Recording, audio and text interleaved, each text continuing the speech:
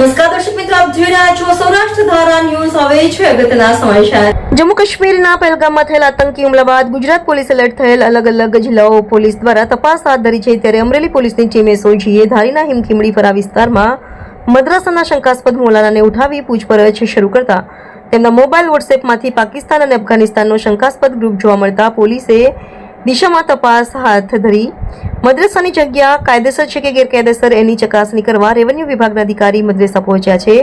નકશા અને પુરાવાની તપાસ કરવામાં આવી છે. શું છે સમગ્ર હકીકત, જુઓ આ રિપોર્ટમાં.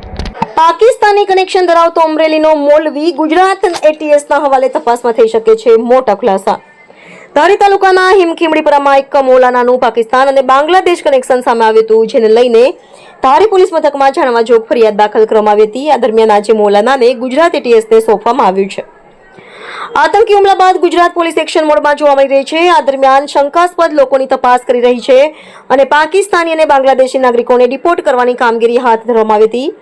જેમાં અમરેલી એસઓજીની ટીમે ગેરકાયદેસર વસવાટ કરતા લોકોની તપાસ કરતી ત્યારે ધારીના હિમખીમડીપરાના મદ્રેસામાં ભણાવતા મૌલાના મોહમ્મદ ફઝલ શેખ પર એસઓજીને શંકા ગઈ હતી. તપાસ દરમિયાન થશે મોટા ખુલાસા. શંકાસ્પદ પાકિસ્તાની કનેક્શન ધરાવતો મૌલાના મોહમ્મદ ફઝલ શેખને લઈ અમરેલી એસઓજીએ આજે એટીએસને સોંપ્યો છે. આ ઘટનાને લઈને ગઈકાલે ધારી એએસપી જયવીર ગઢવીએ જણાવ્યું હતું કે ધારીના હિમખીમડીપરા વિસ્તારમાં એક મૌલાના છે. તેના ફોનમાં તપાસ કરતા એમાં પાકિસ્તાન અને અફઘાનિસ્તાનના વોટ્સએપ ગ્રુપ છે. તેની સાથે જોડાયેલા છે. તેની પૂછપરછ દરમિયાન આધાર કાર્ડ સિવાય અન્ય કોઈ તેમની પાસેથી પુરાવો મળ્યો ન હતો. તેના પાસપોર્ટ અને બીજા ડોક્યુમેન્ટ મળ્યા છે, જેની ખરાઈ અંગે તપાસ ચાલી રહી છે.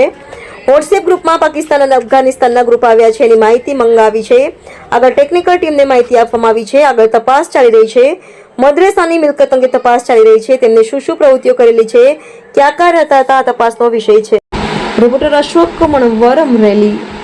ધારીના હિમખીમડીપરા વિસ્તારમાં છે એક મૌલાના આવેલા છે. એમના ફોનની તપાસ કરતાં એમના ફોનમાં અફઘાનિસ્તાન અને પાકિસ્તાનમાં રહેલા વોટ્સઅપના ગ્રુપો છે, એમનામાં એ જોડાયેલા છે. તો એમનો ફોન મળી આવેલા છે. એમની જોડે જ્યારે એમને પહેલાં પૂછપરછ કરવામાં આવી હતી ત્યારે આધાર કાર્ડ સિવાય એમની પાસે કોઈ આઈડેન્ટિટી અથવા સિટીઝનશીપના પ્રૂફ નહોતા. જે અત્યારના જોતા એમની પાસેથી એમના પાસપોર્ટ અને એક બીજા ડોક્યુમેન્ટ છે મળેલા છે, જેમની ખરાઈ પણ અત્યારના ચાલુ છે. વોટ્સએપ ગ્રુપોમાં એ બીજા જે પાકિસ્તાન અને અફઘાનિસ્તાનના છે વોટ્સએપ ગ્રુપોમાં જોડાયેલા છે, એમની પણ માહિતી મંગાવવામાં આવેલી છે અને આગળ જે ફોન છે એ ટેકનિકલની જે ટીમ છે એમને મોકલવામાં આવેલું છે. આ વિષયમાં જો વધુ કોઈ પણ માહિતી મળશે તો તમારી જોડે શેર કરવામાં આવશે. હાલમાં જે રીતે પ્રાંત અધિકારીઓ સહિતના રેવન્યુના અધિકારીઓ પણ આ તપાસમાં જોડાયા છે. આ મિલકતના કોઈ દસ્તાવેજને લઈને પણ તપાસ કરવામાં એટલે કાયદેસર છે કે ગેરકાયદેસર એ દિશામાં કોઈ તપાસ ચાલી એ દિશામાં પણ તપાસ ચાલી રહી છે. જો એનામાં કોઈ પણ અપડેટ આવશે તો એ પણ તમારી જોડે શેર કરવામાં આવશે. હજી સુધી એક્ઝેક્ટલી કોઈ એવી માહિતી નથી મળી, પણ એ આગળ જે ટેકનિકલ ટીમ છે ને ફોરવર્ડ કરવામાં આવેલું છે. જેવી કોઈ પણ માહિતી સામે આવશે તો એ પણ શેર કરવામાં આવશે.